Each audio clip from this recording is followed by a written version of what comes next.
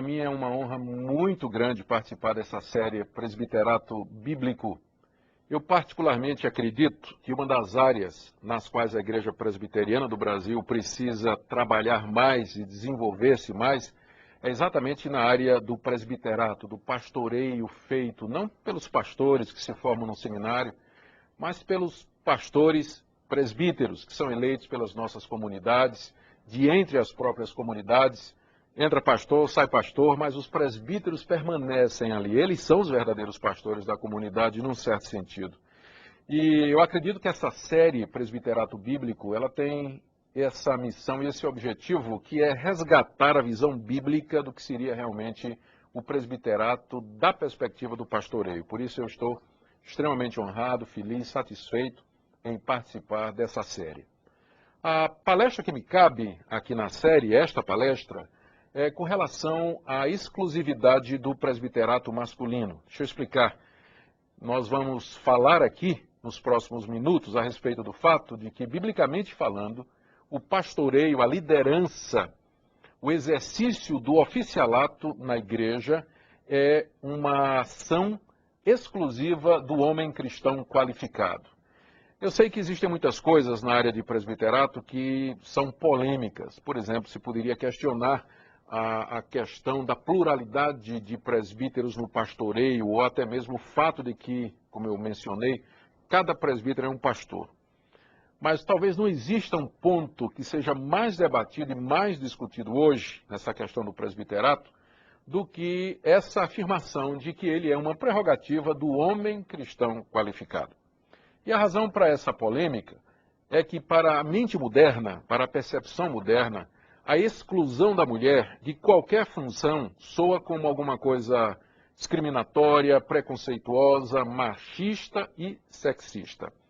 E é claro, quando nós dizemos que o presbiterato, o pastoreio, a liderança da igreja, ela tem que ser exercida exclusivamente por homens cristãos qualificados, é claro que essa ideia, esse conceito, imediatamente pode soar no ouvido de muita gente como sendo alguma coisa eminentemente machista ou preconceituosa.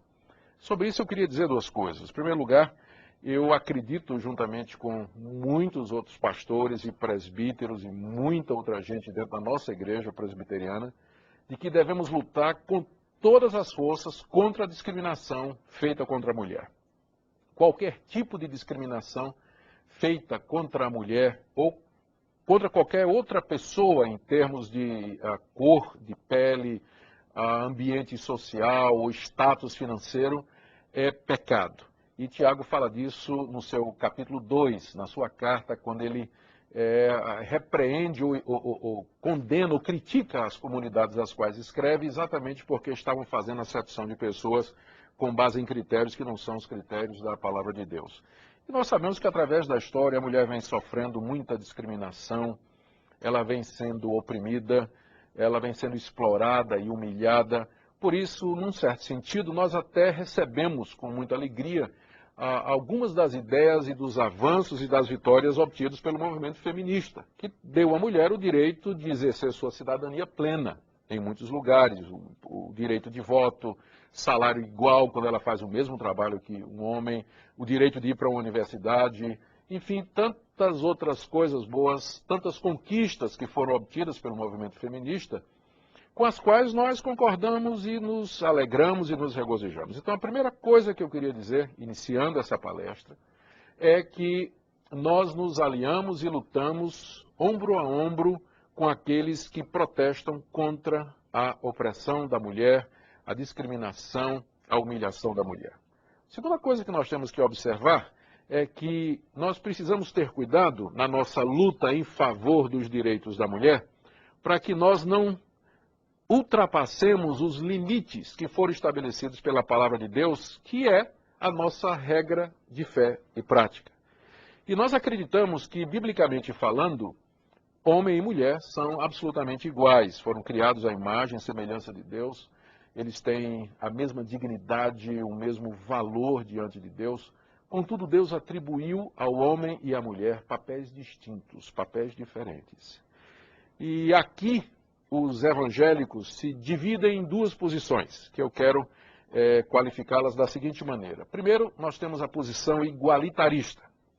Os igualitaristas dizem que Deus criou o homem e a mulher iguais e que, portanto, não pode haver subordinação de um ao outro, porque qualquer tipo de subordinação implica em desigualdade, implica em superioridade de um contra a inferioridade do outro.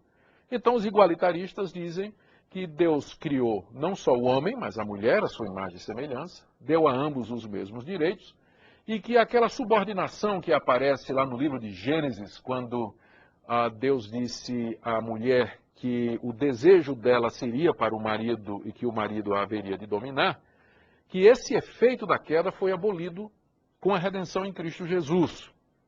E que, portanto, na igreja não se pode mais falar de hierarquia com base em sexo, porque em Cristo somos todos iguais. Os igualitaristas, portanto, eles defendem que a mulher tem direito a exercer o pastorado, a pastorear o rebanho, a liderar o rebanho de Deus, o povo de Deus, e, portanto, a assumir todas as funções e ofícios que estão disponíveis dentro da igreja.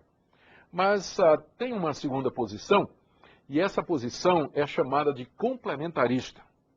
Essa posição não nega que Deus criou o homem e a mulher iguais. Na verdade, afirma isso com muita clareza e com muita tranquilidade. Por outro lado, ressalta o fato de que igualdade não significa a dissolução de marcas ou níveis de hierarquia e papéis diferentes. Os complementaristas, o nome já está dizendo, dizem que homem e mulher se complementam porque exercem papéis distintos. Deus atribuiu ao homem, na própria criação, no ato de criar, o papel de líder, de cabeça, de guiar a família, guiar a igreja, enquanto que à mulher lhe foi dado o papel, não menos importante, de colaborar com o homem, sendo a sua ajudadora, sendo-lhe submissa, e os dois se complementam, um papel complementa o outro. E aí nós temos o bom andamento da família, o bom andamento da igreja. E, via de regra, os complementaristas apelam para a analogia que nós encontramos na Trindade. Porque nós sabemos que na Trindade, Pai, Filho e Espírito Santo são iguais em glória, honra, poder e majestade. Isso é o que a nossa boa teologia reformada afirma. O Pai não é mais glorioso do que o Filho, que também não é mais glorioso que o Espírito Santo.